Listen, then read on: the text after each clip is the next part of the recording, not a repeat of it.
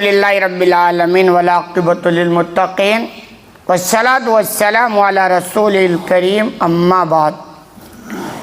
باتیں حدیث نمبر 3700 کے تعلق سے چل رہی تھی، جس میں عمر رضی اللہ تعالیٰ عنہ کے زخمی ہونے، ان کی شہادت، ان کے دفنانے اور ان کے بعد خلیفہ بنائے جانے کے تعلق سے باتیں ہیں۔ بات یہاں تک ہوئی تھی کہ جب لوگوں نے عمر رضی اللہ عنہ کو دفنا دیا حجر عائشہ میں، جہاں نبی کریم صلی اللہ علیہ وسلم اور ابو بکر رضی اللہ تعالیٰ عنہ مدفون ہیں، تو ساتھ میں ان کو وہاں دفنا دیا گیا۔ کہہ رہے فلما فرغ من دفنہ، جب ان کو دفنانے سے فارغ ہو گئے، اجتمع ہؤلاء الرہط، تو وہ جماعت اکٹھا ہوئی، حاضر ہوئی، یعنی وہ جماعت جن 6 لوگوں کو عمر رضی اللہ تعالیٰ نے کہا تھا کہ یہ 6 لوگ ہیں، ان میں سے میرے بعد جس کو چاہے خلیفہ بنا لینا، تو وہ 6 اکٹھا ہو گئے، کیونکہ اب مسئلہ یہی تھا کہ عمر رضی اللہ تعالیٰ عنہ کی ذمہ داری کون نبھائے گا۔ کہہ رہے فقال عبد الرحمن اجعلوا امرکم الی ثلاثۃ منکم، تو ان 6 میں سے عبد الرحمن تھے، تو عبد الرحمن نے کہا کہ تم اپنے معاملوں کو 3 کے حوالے کر دو، یعنی جو تم 6 ہو نا، جن 6 لوگوں کا نام لیا گیا، عمر نے لیا ہے، تو 6 کو 3 میں بانٹ دو، 3 لوگ اپنا معاملہ 3 کے حوالے کر دو، تاکہ 3 بچیں گے، پھر ان میں سے کسی ایک کو خلیفہ بنایا جائے گا، کیونکہ کرسی تو ایک ہی ہے، خلیفہ ایک کو بنایا جائے گا، ہے 6 تو 6 میں سے ایک کو بنانا ہے، تو اس کو آسان کرنے کے لیے ایسا کرو کہ 3 لوگ اپنا معاملہ 3 کے حوالے کر دو۔ کہہ رہے فقال زبیر، تو زبیر رضی اللہ عنہ نے کہا قد جعلت امری الی علی، کہ میں اپنا معاملہ علی کے حوالے کرتا ہوں، یعنی میں اپنا اختیار علی کو دیتا ہوں، علی جو کہیں گے، جو مشورہ دیں گے، ان کا جو حکم ہوگا میں مان جاؤں گا، تو اس طرح وہ بری ہو گئے۔ کون؟ زبیر۔ فقال طلحہ تو قد جعلت امری الی عثمان، اور طلحہ نے کہا کہ میں اپنا معاملہ عثمان کے حوالے کرتا ہوں، یعنی وہ جو کہیں گے، جو حکم دیں گے، میں مان جاؤں گا۔ کس طرح طلحہ بھی الگ ہو گئے، زبیر بھی الگ ہو گئے۔ وقال سعد قد جعلت امری الی عبد الرحمن بن عوف، اور سعد نے کہا کہ میں اپنا معاملہ عبد الرحمن بن عوف کے حوالے کرتا ہوں، یعنی وہ جو کہیں گے میں مان جاؤں گا۔ کس طرح 3 لوگ الگ ہو گئے، اب کتنے بچے؟ 3، عثمان، علی اور عبد الرحمن بن عوف، تو گویا 3 ہی بچے، اب ان 3 میں سے ایک کو بنانا ہے۔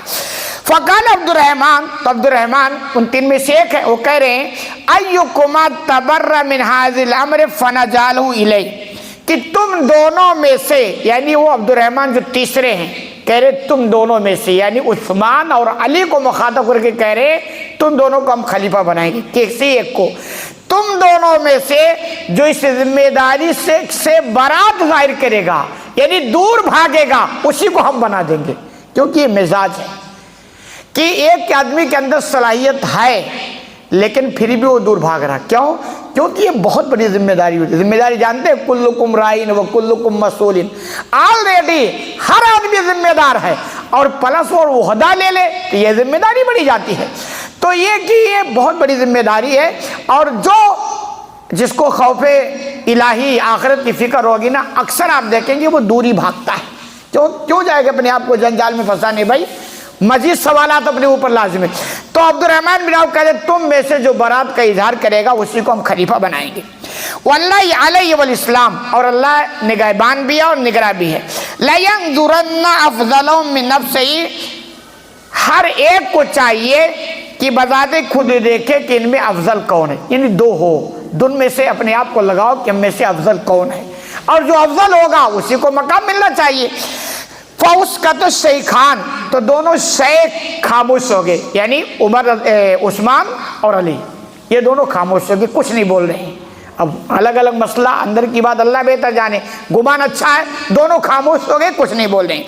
فقال عبد الرحمن افتجعلونہ الیہ واللہ علیہ اللہ اعلو ان افضلکم، تو عبد الرحمن کہتے ہیں کیا تم اپنا معاملہ مجھ پر چھوڑتے ہو کہ ہم جس کو بنائیں گے بن جاؤ گے؟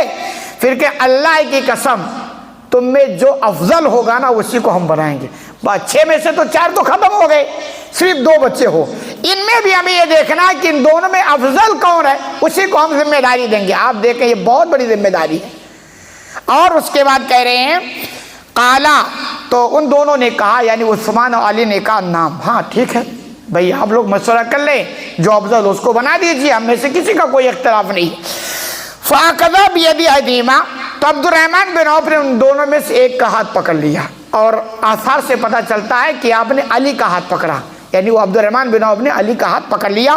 فَقَالَ لَكَ قَرَابَةٌ مِّنَ اللَّهِ، اور علی سے کہا کہ آپ کو اللہ کے رسول کی قربت حاصل ہے، یعنی قریبیوں میں سے ہیں، صحبت رسول بھی ہے، پلس داماد بھی ہے، پلس خاندانی رشتہ بھی ہے، تو یہ آپ کو قرابت حاصل ہے۔ والقدمہ فی الاسلام، اور پہلے مسلمان ہونے والوں میں سے آپ بھی، یعنی آپ کو اتنا اونچا مقام حاصل ہے، اس میں کوئی دو رائے نہیں۔ اور ہوتا ہی ہے کہ آدمی کو جب کبھی کوئی چیز سمجھانا ہو، منوانا ہو، تو یہ ایک مزاج ہے کہ اس کی خوبیوں کو سراہا جائے۔ ہوتا کیا، جب آپ اس کی تعریف کریں گے اور اس کے بعد اگر آپ کوئی چیز منوانا چاہیں گے نا، تو آٹومیٹک مان جائے گا کہ یہ بندہ ہمارا خیر خواہ ہے۔ تو چنانچہ انہوں نے کہا آپ کو قربت رسول حاصل ہے، اور آپ پہلے اسلام لانے والوں میں سے ہیں۔ ما قد علمتا، جیسا کہ آپ جانتے ہیں، فاللہ علیک، اللہ آپ کی نگرانی کرے گا۔ لئن امرتک لتعدلن، کہ اگر ہم آپ کو خلیفہ بنا دیں تو آپ ضرور انصاف کرو گے۔ اگر یہ ذمہ داری دی جائے تو سب سے بڑا مسئلہ جانتے کیا ہوتا ہے؟ حکومت ملنے کے بعد انصاف کا جنازہ نکل جاتا ہے، سب سے پہلے اسی پر حملہ ہوتا ہے۔ تو کہا اگر ہم آپ کو بناتے ہیں تو آپ انصاف سے کام لو گے۔ وَلَئِنْ أَمَّرْتُ عثمان، اور اگر ہم عثمان کو بنا دیتے ہیں، کیوں دو ہی ہو، ایک بنائیں گے، آپ کو بنائیں گے تو آپ کی ذمہ داری کے انصاف سے کام لو، اور اگر عثمان کو بنا دیتے لَتَسْمَعُنَّ وَلَتُطِيعَنَّ، تو تم ضرور ان کی بات کو سنو گے اور ان کی اطاعت کرو گے۔ کہہ رہے بھائی اگر آپ کو بنائیں تو کوئی بات نہیں ہے، لیکن اگر عثمان کو بنایا جاتا ہے تو آپ کی ذمہ داری ہے کہ ان کی بات سنو، کیونکہ وہ آپ کے خلیفہ ہو جائیں گے، آگے میر ہو جائیں گے، اور ان کی اطاعت کرو۔ ثم خلا بالآخر، چنانچہ عبد الرحمن بن عوف نے علی کو یہ ساری باتیں کہی، اس کے بعد عثمان کے ساتھ الگ ہو گئے، یعنی جیسے علی کو سمجھا دیے پھر عثمان کے ساتھ الگ ہو گئے۔ فقال مثل ذلک، اور عثمان سے بھی یہی باتیں کہی جو علی سے کہی، دونوں کو سمجھا رہے ہیں کہ بھئی دونوں نگاہ میں ایک کو بنانا ہے، اور دونوں کی یہی کہی۔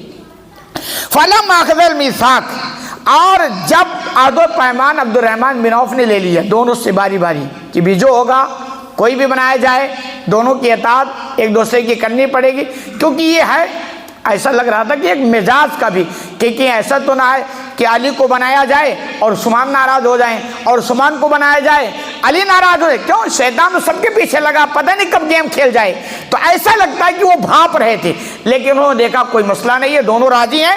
کہہ رہے جب انہوں نے عہد و پیمان لے لیا، قال ارفع یدک یا عثمان، تو عبد الرحمن بن عوف نے کہا کہ عثمان اپنا ہاتھ بڑھاؤ۔ فبایعوا، اور عبد الرحمن بن عوف نے پہلے ہاتھ بڑھا کر ان سے بیعت کی، یعنی یہ کہ میں آپ کو خلیفہ بنانے کے لیے تیار ہوں اور آپ کو خلیفہ بناتا ہوں۔ فبایعوا له علی، اور اس کے فوراً بعد علی رضی اللہ تعالیٰ عنہ نے بھی ان سے بیعت کر لی، ان دونوں کا معاملہ تھا، اطاعت کے لیے تیار تھے، اور یہی صاف دل ہونے کی پہچان ہے۔ ایسا نہیں کہ یار مجھے وہ کرسی نہیں ملی، مجھے عہدہ نہیں ملی، اب میں پیچھے لگ جاؤں اور ان کی خوبیاں بھی برائیوں میں بدل، یہی تو ہو رہا ہے بھائی سیاست میں، عہدہ کرسی میں یہی ہو رہا ہے۔ ایک دم بندہ کیا اندھا ہو جاتا ہے، جیسے ہمارے ملک میں چلتا ہے نا بھائی، ایک پارٹی والا دوسرے پارٹی کی برائی کرے گا، اچھائی ہے تب بھی برائی کرے گا، اور یہی معاملہ جا کر کے دینی اداروں میں اور عہدیداروں میں بھی آ گیا۔ بھئی ہمارا جو مخالف ہے وہ 100% برا ہے، ہمارا جو فیور ہے وہ 100%، ایسا کہاں ہوتا ہے آپ؟ بھئی جو آدمی سامنے ہے آپ کا مخالف ہے یا ہم نوا ہے، اچھا ہے تو 100% اچھا بھی نہیں ہوگا، برا ہے تو 100% برا بھی نہیں ہوگا۔ جو اچھائی ہے اس کو مانو، اور جو برائی ہے اس کو سمجھاؤ کہ بھئی آپ کے اندر کمی ہے، اس کو دور کرو، اور یہ آپ کے اندر اچھا، ایسا نہیں ہو جاتا۔ اسی کو کہا جاتا ہے محبت میں اندھا ہونا یا نفرت میں اندھا ہونا۔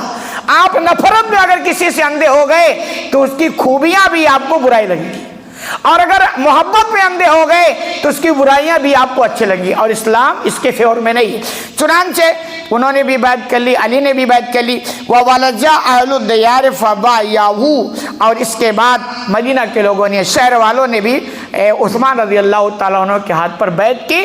اس طرح بڑی آسانی کے ساتھ عمر رضی اللہ تعالیٰ عنہ کا جو عہدہ تھا ان کے بعد عثمان کو سنبھلا دیا گیا، اور الحمدللہ انہوں نے کافی عرصے تک بہت شاندار طریقے سے حکومت کی، اور آگے جس کے مقدر میں جو ہوتا وہ ہو جاتا ہے۔